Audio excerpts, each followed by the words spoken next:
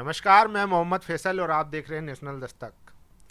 हमारे साथ आज निधि रतन मौजूद हैं जो लगातार हाथरस वाले मामले को देख रही हैं। उसके अलावा भी लगातार ये फेमिनिज्म पे, महिला सशक्तिकरण और डोमेस्टिक वायलेंस या महिलाओं के खिलाफ जो वायलेंस होता है उस पर रिसर्च करती रहती हैं। कई पेपर लिख चुकी हैं, ड्यू में रिसर्च स्कॉलर भी हैं और ये हाल ही में ग्राउंड रिपोर्ट के लिए भी गई थी, जिन्होंने वाल्मीकि समाज और बहुजन समाज से काफ़ी बातचीत की और इनका एक्सपीरियंस क्या रहा वो भी हम जानने की कोशिश करेंगे। किस तरीके से जो बहुजन समाज है वो इस जो कांड है, हाथरस कांड है, उसके बारे में सोचता है और अपने जो अधिकारों के सशक्तिकरण के बारे में सोचता है। तो निधि जी, सबसे पहले बताइए, आप जब ग्राउंड रिपोर्ट पे गई हैं, लोगों के साथ आपका व्यवहार कैसा रहा, क्या एक्सपोजर मिला आपको? सर, जिस तरीके से हाथरस का, सबसे पहले तो ये काफ़ी शर्मनाक और दुख की बात है हमारे समाज के लिए और पूरे, बल्कि बहुजन समाज के लिए नहीं, पूरे देश के लिए एक शर्मनाक घटना है कि जिस तरीके से एक लड़की के साथ बहुत ही बेरहमी से गैंग रैप किया जाता है और उसके बाद भी अपराधियों के लिए उनके सपोर्ट में पूरे लोग, उनके सपोर्ट में लगातार लोग सड़कों पे उतरे हुए हैं। और जिस अपराधियों के सपोर्ट में सोचे सुप्रीम कोर्ट में वकील मिलता हो, उस देश की स्थिति क्या होगी। और आपका सवाल, आपने जो सवाल किया वो काफ़ी गंभीर है कि समाज से जो मैंने बात की वो काफ़ी दर्दनाक और पीड़ा से ग्रस्त लोग थे। और वाल्मीकि समाज का सिर्फ एक ही कहना था कि जिस तरीके से मनीषा वाल्मीकि के साथ जो घटना हुई वो सिर्फ इंसाफ की मांग करते हैं, ना ही उन्हें जाति से मतलब है। और वो समाज काफ़ी डरा और सहमा है क्योंकि उनको बेचारों को रोटी रोजी से कोई मतलब, रोजी रोटी के अलावा उनको किसी चीज़ से मतलब नहीं है। वो लगातार इतना सब कुछ होने के बावजूद देश में उनकी बहन बेटियों के साथ जिस तरीके से लगातार जुर्म हो रहे हैं, और इसके बाद भी वो समाज की, देश की, मैं जिस तरीके से रिपोर्टिंग करने गई, उन्होंने अपने काम को लगातार वो निष्ठा के साथ करते आए हैं। लेकिन उनका कहना है कि हमारी इज्जत और डिग्निटी का सवाल है। जब हमारी बहन बेटी सुरक्षित नहीं रहेंगी तो हम ऐसे काम को करके, हमने देश में सत्ता में लोगों को इसलिए भेजा है ताकि हम सुरक्षित रह सकें, ताकि हमारी बहन बेटियां सुरक्षित रह सकें। सर, उनका सिर्फ सुरक्षा को लेकर ज़्यादा जोर रहा था। अच्छा, इसके अलावा जो वाल्मीकि समाज है वो लगातार इस मामले को उठाता रहा है शुरू दिन से और अब तक। क्या कोई ऐसा लगा कि जो वाल्मीकि समाज है उसमें कोई ऐसा लीडर है या ऐसा कोई नेता निकल के आया है बड़ा, जो वाकई में जो लगे कि समाज को न्याय दिला सकता है? बाकी बहुत लोग हैं जो हाथरस गए, मिलने गए अपनी राजनीति चमकाने के लिए, उन्हें समाज से कुछ लेना देना नहीं है। बिल्कुल सर, वाल्मीकि समाज की अगर हम बात करें तो संजय वाल्मीकि हुए, चंद्रशेखर रावण हो, और बहुजन समाज के साथ साथ अपर कास्ट के संजय सिंह की अगर हम बात करें, ये लगातार हाथरस मुद्दे पे उस बेटी को इंसाफ दिलाने पे जो लगातार काम कर रहे हैं। और संजय वाल्मीकि का तो इतना ज़्यादा योगदान है कि उन पे बहुत ही, जिस तरीके से हाथरस में लोग उनकी जान पे गंभीर लगातार हमला कर रहे हैं। और 14 अक्टूबर को वाल्मीकि समाज का सबसे बड़ा जन आंदोलन होने वाला है, जिसमें संदीप वाल्मीकि के साथ बहुत ही वाल्मीकि समाज के काफ़ी लोग बहुत ही बड़ी संख्या में हिंदू धर्म का त्याग करेंगे और बौद्ध धर्म को ग्रहण करेंगे। क्योंकि जो धर्म आपकी इज्जत सुरक्षा नहीं कर सकता, उस धर्म को घर में रखने से क्या फ़ायदा। इसका बहुत ही बड़ा एग्जाम्पल हमारे सामने आया अभी। राजरत्न अम्बेडकर हाथरस गए, किस तरीके से उन्होंने वहाँ पे भगवान बुद्ध की और डॉक्टर बी आर अम्बेडकर की प्रतिमा को उन पीड़िता के जो घर में उनको रखा। उनका सिर्फ एक ही कहना था कि सिर्फ कूड़ा कचरा वाल्मीकि समाज को किसी के घर के आगे या किसी के अफसर के आगे फेंकने से बदलाव नहीं आएगा सोसाइटी में। सोसाइटी में अगर वाकई में बदलाव आना है तो सबसे पहले देवी देवताओं को, जिनसे हमें कोई मतलब नहीं है, जिन्होंने हमें कुछ नहीं दिया है, हमें हमारी जो सुरक्षा है एजुकेशन से मिलेगी। हमें मंदिरों को छोड़ के स्कूल जाना पड़ेगा, और स्कूल जाने के लिए हमें पढ़ना पड़ेगा, अपने महापुरुषों को जानना पड़ेगा। आप क्या सोचती हैं कि जिस तरीके से पहले तो पीड़ित परिवार के साथ इतनी जघन्य अपराध किया गया, उसके बाद उसके शव को उसके परिवार वाले को आखिरी बार देखने नहीं दिया गया, अब वहाँ के जो ठाकुर लोग हैं वो पंचायत करते हैं कि जो आरोपी हैं उनके समर्थन में कि ये निर्दोष हैं और जो पीड़ित परिवार है वो झूठ बोल रहा है।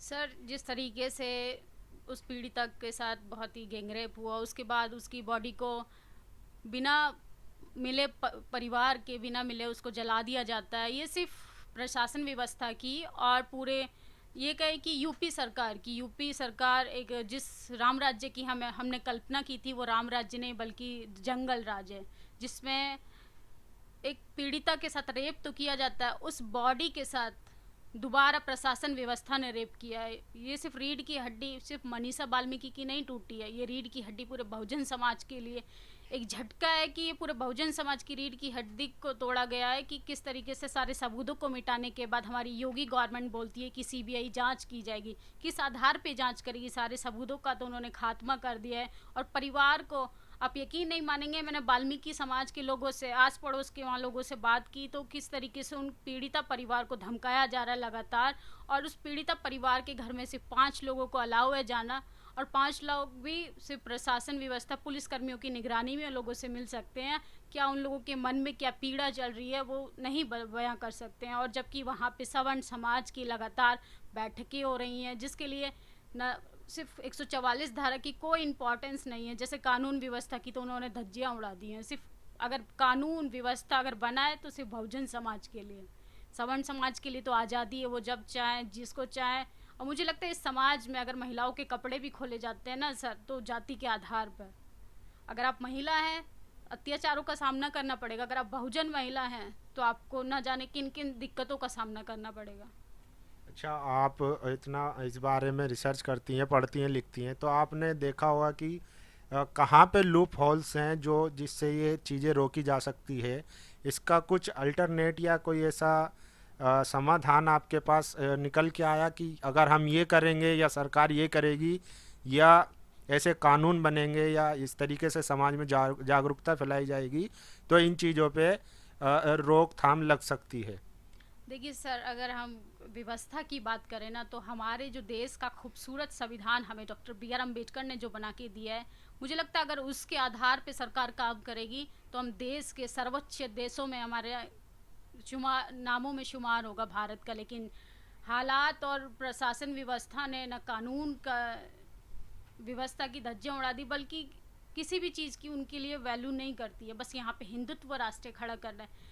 और इस चीज़ के लिए अगर बहुजनों समाज की बात करें, आपका जो सवाल है, इसमें शिक्षा सबसे बड़ा अहम रोल है कि महिलाओं को और बल्कि उस समाज के पुरुषों को, महिलाओं को सबसे ज़्यादा पढ़ाने पे उनके अधिकारों के प्रति सचेत करना चाहिए। जो डॉक्टर बी आर अम्बेडकर ने हिंदू कोड बिल पास किया था, हिंदू कोड बिल एक ऐसा हथियार है कि हर एक महिला अगर उसे पढ़ेगी तो वो हर एक चीज़ की धज्जियाँ उड़ा सकती है। और बेटियों को बल्कि बेटों से कमज़ोर नहीं बनाना चाहिए। अगर लड़की को आप मानसिक रूप से कमज़ोर बनाएंगे तो लगातार समाज में ये दुर्घटना होती रहेंगी। और इसके लिए लड़कियां गोल रोटी तो कभी भी बना सकती हैं, लेकिन जब तक अपराधियों को मुंह तोड़ जवाब नहीं देंगे तो समाज में बदलाव नहीं आएगा। उनको सड़कों पे भी लाना होगा, राजनीति में भी लाना होगा, और हर एक उस ब्यूरोक्रेसी जॉब में लाना होगा जहाँ से महिलाएं अभी तक वंचित हैं। और तो निधि जी का साफ साफ कहना है जब तक समाज को शिक्षित नहीं किया जाएगा तब तक ये जघन्य अपराध बढ़ते रहेंगे। और इस जैसी जघन्य अपराध को रोकथाम के लिए ज़रूरी है जो अपराधी हैं या ऐसी मानसिकता रखते हैं उनको सख्त से सख्त और जल्दी से जल्दी कड़ी कार्रवाई की जाए उनके ऊपर, और या सज़ा दी जाए। निर्भया से लेके आसिफा, प्रियंका रेड्डी और अब हाथरस, ये तो ऐसे मामले हैं जो नेशनल इश्यूज़ बने। लेकिन हर रोज़ लगातार हमारे समाज में कितने बलात्कार होते हैं, कितनी महिलाओं को मार दिया जाता है, प्रताड़ित किया जाता है, वो खबरें निकल के भी नहीं आती। अभी 2019 की जो एनसीआरसीबी का डेटा आया उसमें हर एक घंटे में 10 दलित महिलाओं के साथ दुष्कर्म होता है, ये एनसीआरसीबी का डाटा कहता है। तो आप समझ सकते हैं कि जो खासकर जो वंचित तबके हैं, जो शोषित तबके हैं, चाहे दलित हो, आदिवासी हो, माइनॉरिटी हो या ओबीसी हो, इन पे लगातार जुल्म बढ़ते जा रहे हैं और इन पे जुल्म ख़त्म होने का नाम नहीं ले रहे हैं। तो ये सरकारी डाटा हमें बताता है, और ये भी बताता है कि किस तरीके से जो सरकारी जेलों में जो आंकड़ा है वो जो समुदाय है या जाति है उसके हिसाब से डबल है। जैसे मिसाल के तौर पर अगर हम बात करें दलितों की, अगर वो मिसाल के तौर पर 10% है तो उनकी आबादी जेलों में उनकी आबादी 15 से 20% है, यानी कि जो उनका प्रतिशत है उससे डबल है। वही मुस्लिमों के साथ है।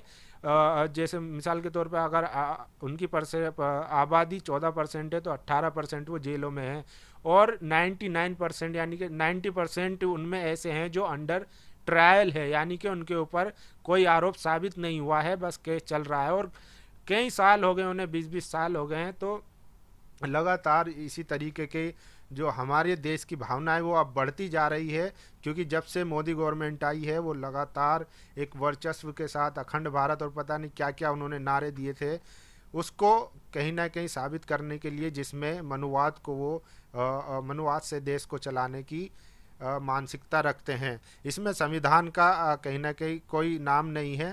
तो जिस तरीके से लगातार ये रेप की घटनाएं बढ़ रही है, हमें ज़रूरी है कि हम ऐसे मुद्दों पर मुखर होकर अपनी बात रखें और लगातार इन मुद्दों को जनता में उठाएं और इसके खिलाफ प्रदर्शन करें, तभी इनको रोका जा सकता है, वरना इंसाफ की तो बात छोड़ ही दीजिए। अगर आप कुछ कहना चाहे समाज को आखिरी संदेश की तो वो क्या कहेंगी? सर मैं बस समाज से, बल्कि पूरे बहुजन समाज से और इसके साथ साथ मैं पूरे समाज से कहना चाहूँगी, जिसमें महिलाएं, सवर्ण हो, बहुजन हो, वाल्मीकि हो, किसी भी जाति से, पर्टिकुलर किसी भी जाति से आती हो। मैं किसी बेसिकली मजहब और इन सब को फोकस नहीं करना चाह रही हूँ, कि महिलाओं को एजुकेशन लेना चाहिए, उनके अपने राइट्स को जानिए, और हम अपने बच्चों से हर एक मुद्दे पे खुल के बात करें।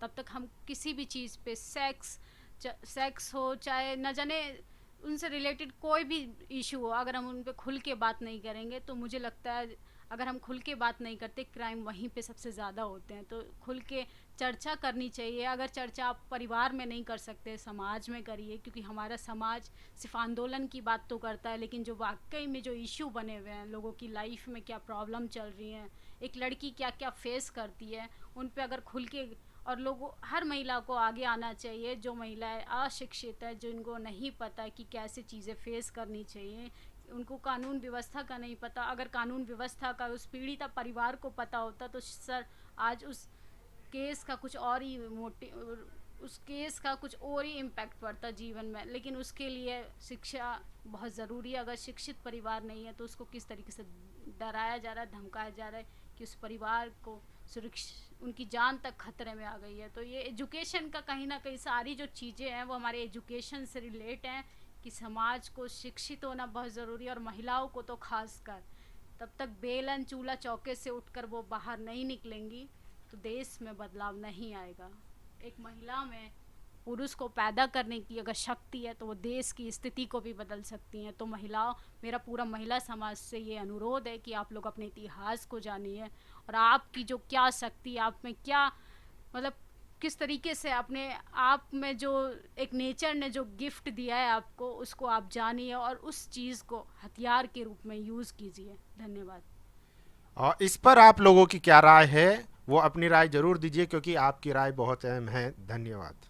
नेशनल दस्तक की आपसे गुजारिश है कि अगर इसको बचाना चाहते हैं तो नेशनल दस्तक को सब्सक्राइब करने के लिए रेड कलर के सब्सक्राइब बटन को दबाएं, फिर बेल आइकन की घंटी दबाएं। नेशनल दस्तक को बचाने के लिए बहुत ज़रूरी है कि हर खबर को शेयर करें, लाइक करें, कमेंट जरूर करें।